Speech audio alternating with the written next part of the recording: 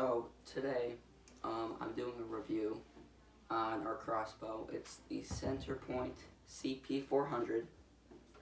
We've had it for about a year and a half now, and needless to say, we are more than satisfied with this crossbow. This crossbow is a tank. All right, so let's go over some of the specs of it. It's about 150-pound drawback. So with a crossbow, you step down and you draw up. All right, and it comes with cords to drop, or you could buy it in a crank if you're a little bit older and you don't have the arm or back strength to pull it up.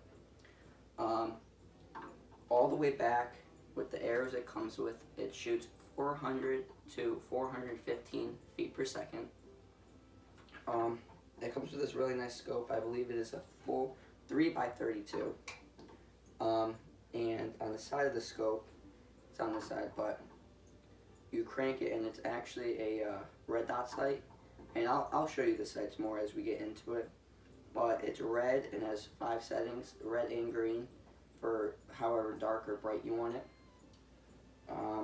It's a pretty slim, compact package, especially when you're drawn. The cams are probably about right here, so it is pretty thin. As you can see, it has this nice thing. That's what you step on when you're drawing up, or if you're setting it down like I am right now. You could use it here, like that, and you can also use it as a built-in bipod if you're shooting off a table or something. It's pretty quiet for a crossbow that's this powerful. Very consistent shot patterns. You could go all the way out to 70 yards and keep probably a pattern of within probably within 5 inches. And with this, you can shoot all the way up to 500, or not 500, 100 yards. Although I would not recommend it if you're hunting. Farthest I'd probably go 70. But as you could probably see, as I just did, it's got an adjustable stock. So if you're pretty tall, go all the way back. There, and then that setting right here. Now, one thing I do not like about this stock is sometimes when you have it back, there's a lot of lead room. So when you're in the woods, you have it like this, and the deer comes and you bring it up to your shoulder, the stock can make a little bit of noise. Not much for something like this, but it's pretty nice.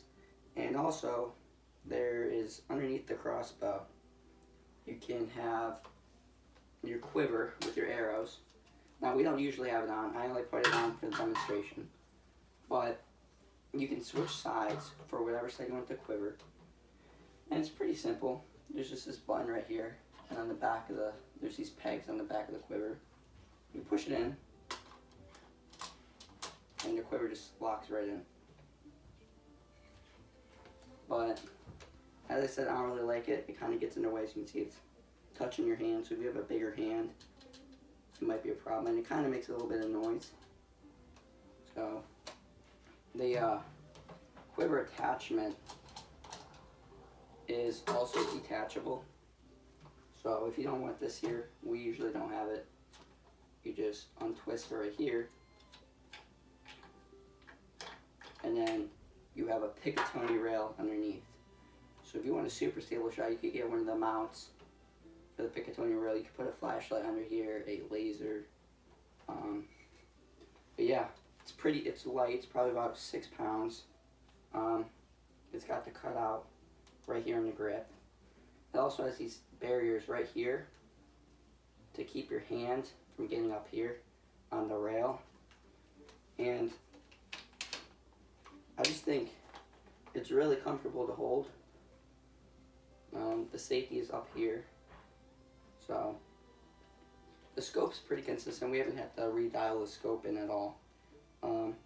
This crossbow, though, you do have to lube up the rails quite a bit because of how fast it's moving.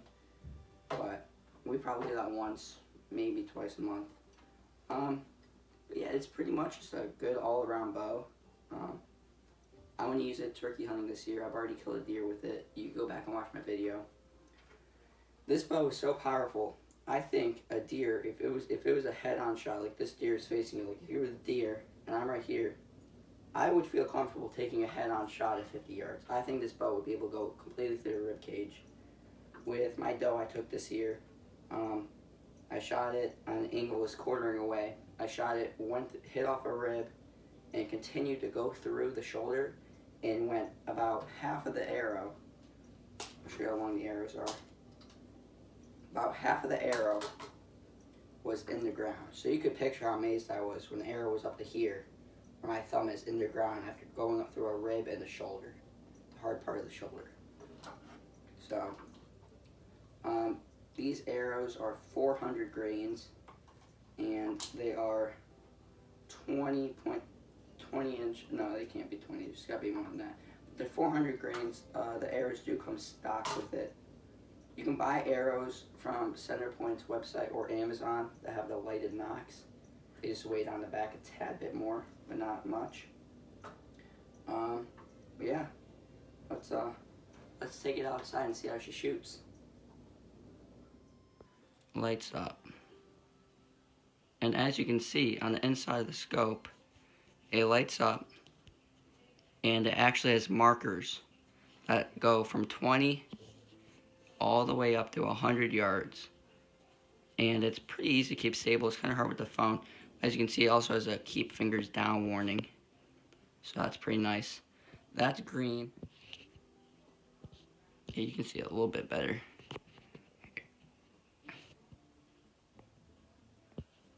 But yeah, you get the general idea. It's a pretty nice scope.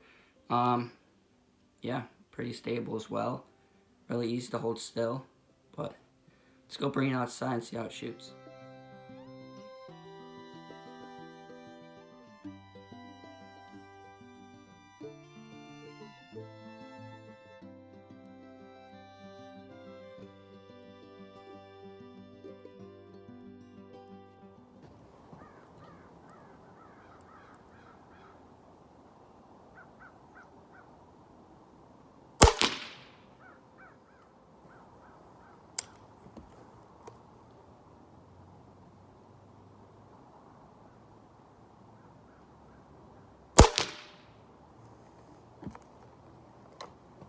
Top one now, because I don't wanna split the arrows. Let's go for the top one.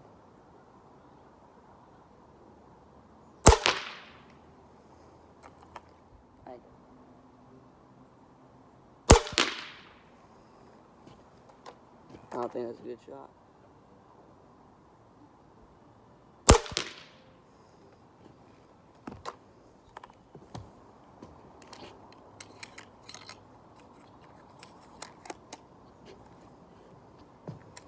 Third shot, 30 yards.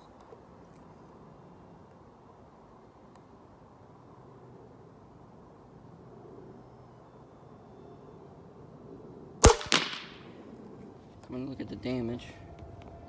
Shot pattern, pretty good at 30. I thought I hit way worse than that, but I mean, give you perspective. That's about just the same, a little smaller than my hand. It's probably 1.5 inch by 1.5 inch. So, I mean that one went dead center. So let's move her back to 50 yards.